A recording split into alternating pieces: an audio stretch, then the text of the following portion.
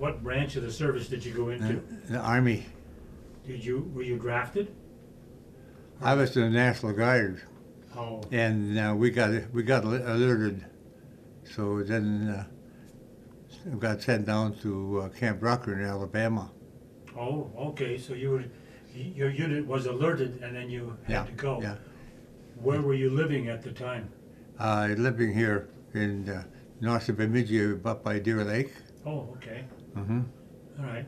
Well, now you went to boot camp where? Fort Camp Rucker. Camp Rucker? In Alabama.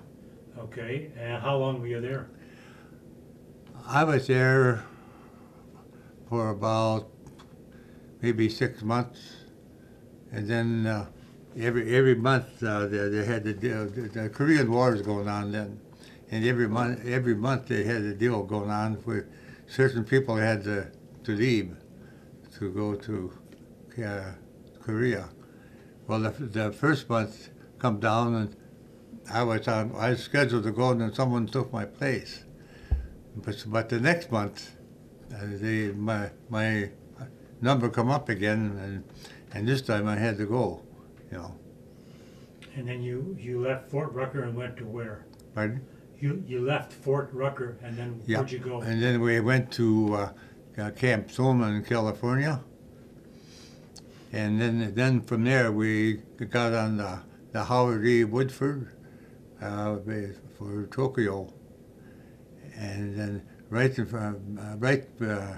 before there was another ship. There was the USS Martinez. And then we got over to Tokyo into replacement depot. Then we got assigned to a unit in Korea. So then we headed for Incheon. And then as we pulled in the harbor of Incheon, I see the USS Martinez. We hit a sandbar or something, and it listed over to the side. But then we had to stay in the U.S. Howard E. Woodford. We had to stay there until about midnight, so somebody come and got us and brought us into shore. And then from there, we went to replacement depot. Then they sent us to a unit up in Korea, North Korea.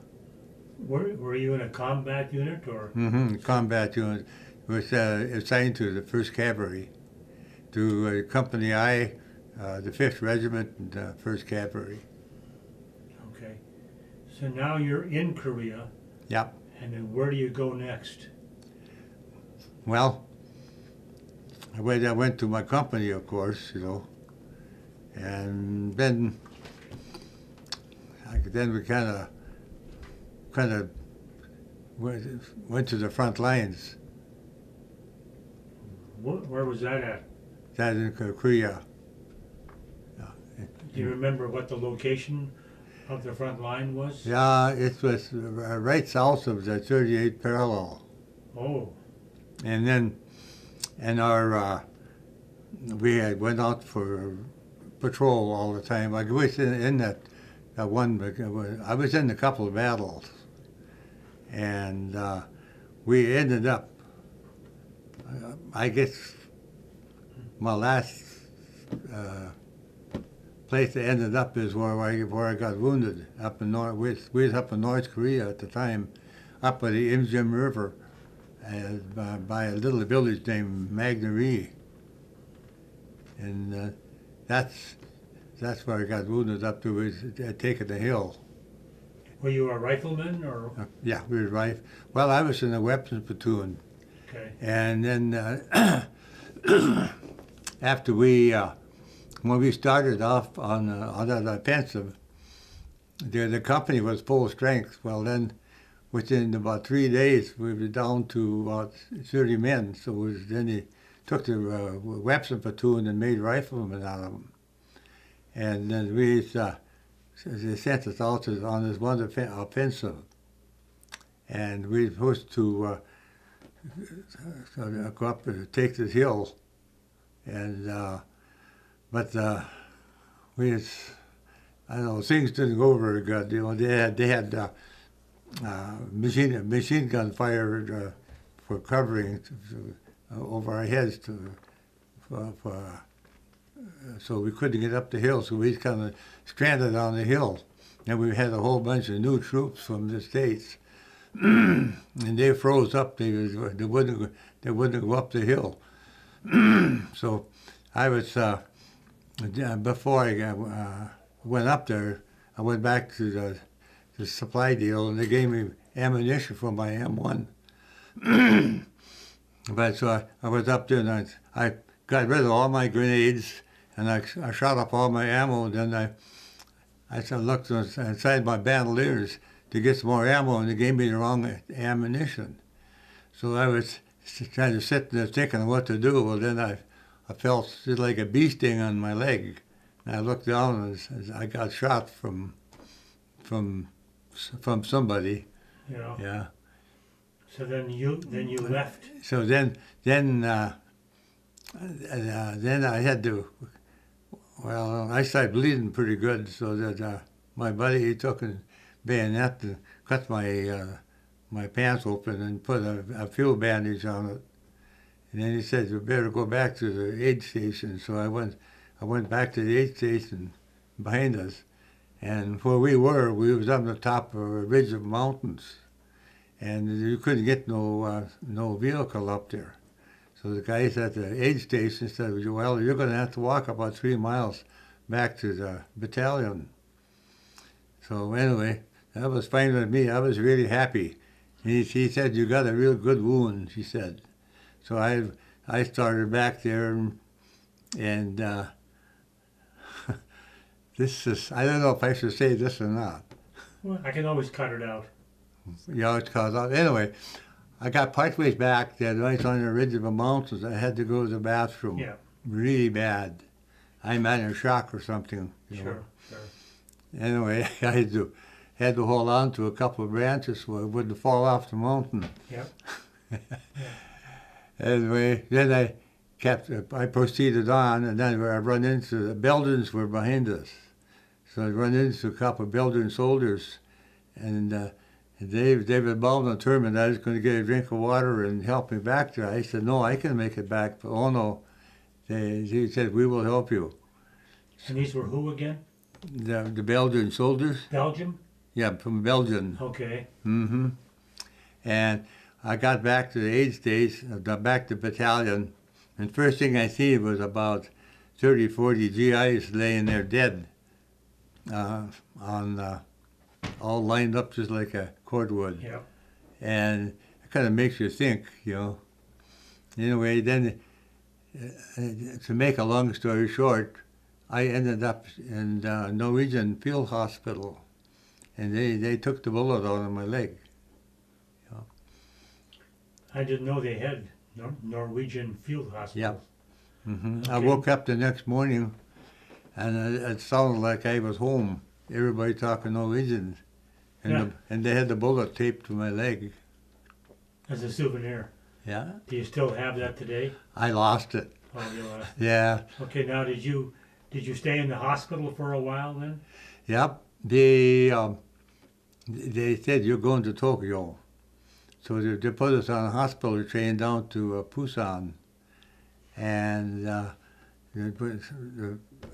anyway, on the way there, the doctor, they kind of examined me all the way down. Well, my leg had started to get all green, full of pus and stuff. It looked pretty bad. So the doctor said, "You're going to Tokyo." So then they flew us over to Tokyo, and I stayed at a hospital in Tokyo for about 3 months. Oh, wow. And then after I got healed up, they sent me to by the time I was in Tokyo, the 1st Cavalry got transferred to Hokkaido. Where? And to Hokkaido. Where's that? That's in northern Japan. Oh. It's about 3.5 miles from Russia.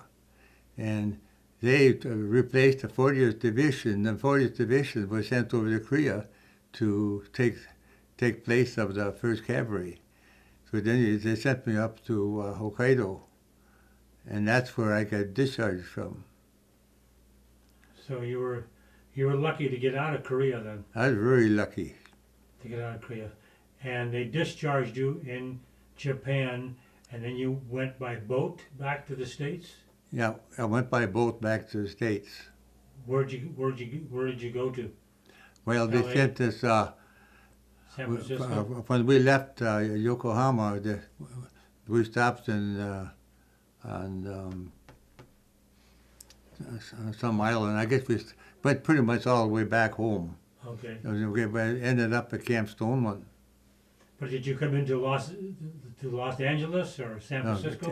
Camp Stoneman, Los Angeles, yeah. Okay.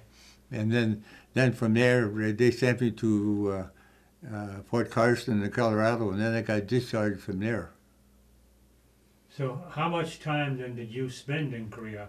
6 months, a year? Or? About a year, a little over a year. And that was the only combat tour you had to take? Yep. So they sent you to take a mountaintop, hilltop, or what was the objective? Take the hill? Well, who knows what the objective was. We were supposed to go as far north as we could, and I guess it's to replace the troops that we replaced, Do you know how far north in North Korea you were? The north of the 38 parallel. Okay. At night, when I was sitting in my foxhole, I could see the lights of Pyongyang. Okay. And I could hear the bombers when they bombing Pyongyang. Well, then if you could see the lights, you were pretty close then. Mm-hmm. I wasn't too far from it. Mm-mm. Was there any kind of problem with the North Koreans trying to attack at night? Could you sleep, well, or somebody had to stand guard? Not at night. Mostly what I was doing, we was in the offensive. We got run off a hill or two, like we went out on patrols and stuff. Yeah. And one patrol I can remember pretty vividly is we'd go along this one a mountaintop, and we could smell a really bad smell. And I looked off to the side, and here were 5 dead GIs laying there. The bodies are all swelled up and everything, kind of. Yeah, sure. It kind of stuck in your memory a little bit. Yeah. So how many patrols did you go out on? Any idea? A lot of them. But at least one or two a week. And you did this for a year? Yeah. And you did this for a whole year? Yeah, I have let's see. I think it was about, actually, I think it was pretty much 6 months. Okay. How many patrols do you think you went out on? 10, 100? Who knows? It was a lot of them. And you didn't have any combat action on most of them, just on one when you got hit? On the one where I got hit, yeah. That was the only time you had to fire a rifle? Yeah. So the rest of the patrols were rest of the patrols, like recons and stuff like that. So they were pretty quiet then? Well, I guess it was. It's hard to define quiet. Yeah. Most of the place we were just on patrols, and I can remember the one time we was pinned down with sniper fire, and so all day long the Chinese had been dropping mortars on them, and I woke up at 5:30 the next morning, and I could tell by the way the pattern the mortars coming in, they changed their settings, and I could hear them come closer to my foxhole, and I don't know, for some reason or other I took and covered my head up with my shelter half or something like that. Well, then there was a round lid about 12 inches from my foxhole, about maybe a foot and a half from my face. A rifle round? A mortar round. Well, a mortar round. Yeah, it was, and I had at the feet, I would carry the ammo for 57 recoilless rifle. I had 3 high explosive and 2 white phosphorus in there, and they blew up all of them. And then I had a box of M1 ammunition sitting at my feet, and after that round hit, it just about covered me up with dirt. And I felt something hot on my legs, and I hated to even look down and hear the ammunition were red hot from there. Red hot from the mortar round? Yeah. Mm-hmm. Must have set it off. Yeah, that's why I lost my hearing. That's. Yeah, sure. Yeah. You're lucky the shrapnel didn't get you. Yeah, it blew over top of me. Yeah. Because you were in the foxhole. Yeah. Over in Korea, in the foxholes, you couldn't go in more than about maybe 18 inches deep because of the rocks. So it was more or less like a slit trench. Oh, okay. So you wasn't protected very much, And it's I don't know if you believe in angels, but if it a little about that far from my foxhole, a little bit more, it would hit me right in the midsection. So I always think that maybe the angel are kind of pushing it over a little bit. Yeah. Well, that's pretty darn close, and I guess like you said, the shrapnel went up in the air, not over the ground. Did you have any other close calls like that? No, I think those were the two, Huh. But like I said, we was out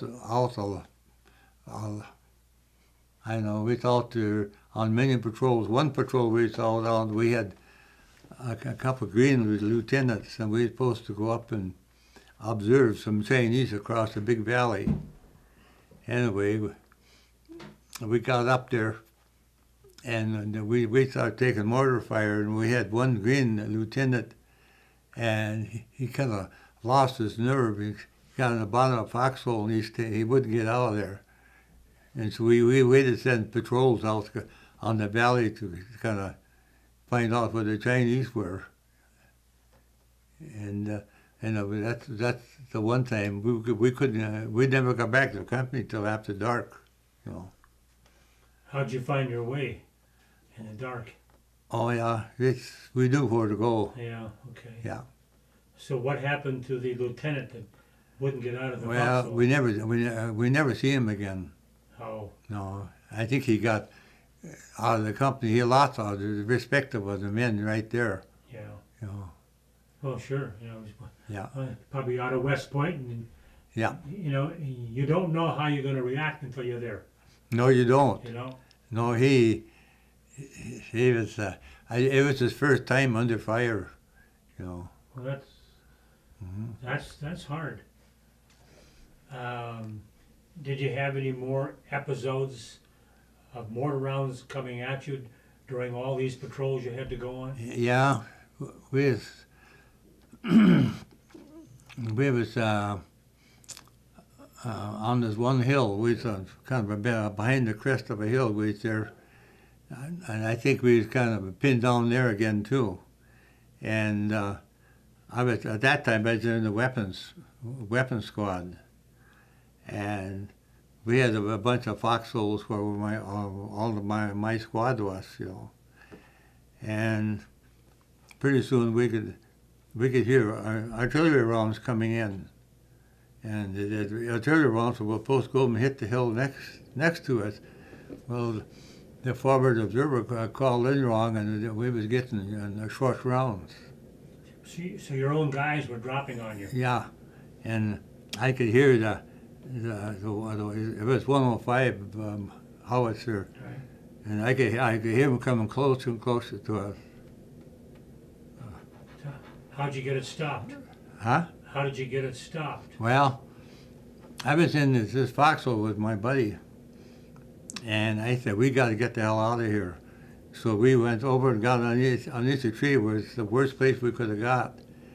And And the foxhole, we just got out of it, and it's around right in the middle of it. Just after you got out of it? Just after we got out of there. Jeez. So And this one friend of mine, he complained that the foot hurt, but it's, he didn't have the foot. It blew a foot completely off.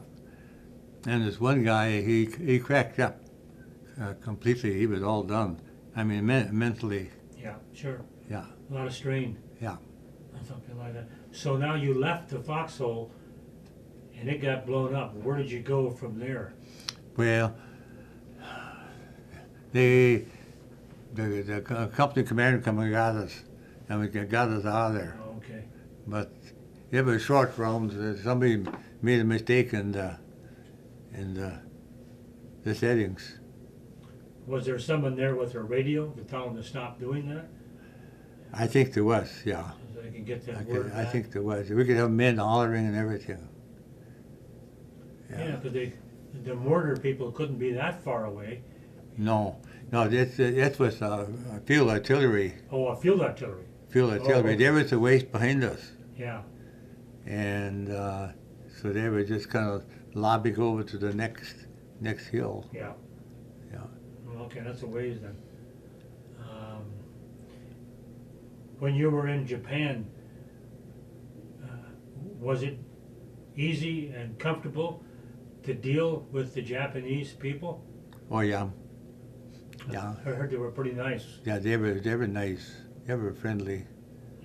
Yeah. Yeah, it's kind of, I don't know, with a friend of mine from Brainerd, we went out to Tokyo one time, and it was a pleasant, people were friendly. The only thing, the trouble we had was understanding people. Yeah. And a lot of them didn't talk any English. Yeah, and a lot of us doesn't speak Japanese. No, and we didn't speak Japanese, you know. Sign language. Did you have any other harrowing close calls besides the mortar in the foxhole? Well, when we first left Incheon, and we got assigned to our companies, and we was heading to our first offensive, and we were just sitting there waiting to move out, and we got attacked, you know. And, machine gun fire or something. Anyway, I had this one real close friend that I met on a boat coming over, and this one guy, the first sergeant to come over, he said, we was wondering if somebody got hit. Well, he said, there's such and such a person, he got hit in the throat with a .50 caliber, and it was a friend of mine. I was going to go there, and he said, "No, you better not," you know. Yeah. And then, anyway, then the next thing he said, "Well, boys," he said, "you know any prayers? You better say them now." So from then on, you know, things Sure. went the way war goes. That's a pretty serious hit. Oh yeah. 50 Mhm. caliber. Oh yeah. Yeah.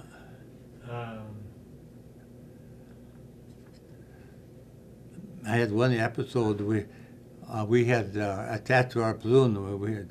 We had what we call the 5th platoon, and they were South Korean soldiers. All South Korean soldiers. Yeah. Mm-hmm. Okay. And I remember this one. He was sitting there, and the mortar come in, lit right between his legs, but it happened to be a dud. A dud. A dud. Oh, It didn't go off. So he was lucky. How did he react? Did he freeze or run? I don't know. I wasn't around there. Guys had told me about it, you know. Okay. Yeah. Jeez. Well, then, when the mortar lands that close, you're in range. You got to move, get out of there. Yeah, and my mortars are the ones that we feared the worst because they could put them right down in your shirt pocket, you know. Yeah. The field artillery, they was straight, just a straight line. You know, they pretty much went the trajectory, or what do you call it? Was, Trajectory, yeah. Just straight. Yeah, the mortar can come right down, boom. Right down in there. Mm-hmm. Jesus. Yeah, there's another. No, when there was one hill where we got hit by motors. There's one that I always remember. We had the British. They had the Spitfires, and they were dropping napalm over the hill next to us. And I remember they dropped the pods right over us, and then they sailed right down, and the napalm would hit the Chinese the next hill. I remember about it's. I thought to myself, I'm glad it's them, not me. Oh, sure. Yeah. Mm-hmm. Now, I think I asked you before, did the Chinese ever attack you at night? No, never did. Now, when they attacked, did they blow that horn? They blow a horn as they attacked or something? Yeah, no, they didn't They didn't there for us. Okay. No, we pretty much we replaced the guys who was drafted. Oh. And so we had in front of us we had Chinese and North Koreans. And we always thought, they always told us, if we ever got taken prisoners, you're better off with the Chinese, because the North Koreans would kill you on the spot. Yeah. Mm-hmm. But the Chinese wouldn't? No. Yeah. Okay. Did your group ever take any prisoners and bring them back? Yeah, I remember. There was two of them. Chinese or yeah, North Korean? They were Chinese. Chinese you took prisoner? Yeah. And then you have to bring them back to battalion? Yeah, I wasn't on that, but they brought them back to our CP, or our head where we were stationed at. And there were two of them. Yeah, I don't know what they ever done to them. Was it your unit that got them? Pardon? Was it your unit that got the prisoners? Yeah. What did they do? Just give up, or what happened? I think they did. They were really scared. Yeah. I mean, they thought any minute that we was going to kill them. Oh. Yeah. I wonder what happened to them after that. I don't know. They probably took them back to the prisoner behind the unit, Yeah. Is there anything I'm missing that I can't think of? Now, when you got out of the Army, did you come back here to Minnesota? Mm-hmm. Yeah. I got discharged from Fort Carson, then they come back here. Then did you go into farming or something else? Yeah. Where I went down the cities and worked for a couple of years, and then I bought a farm north of Bemidji, and I stayed there ever since. What did you raise on the farm?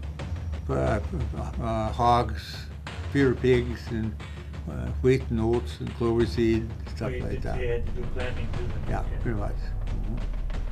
Well, Myron, thank you very much for talking to me. You're welcome.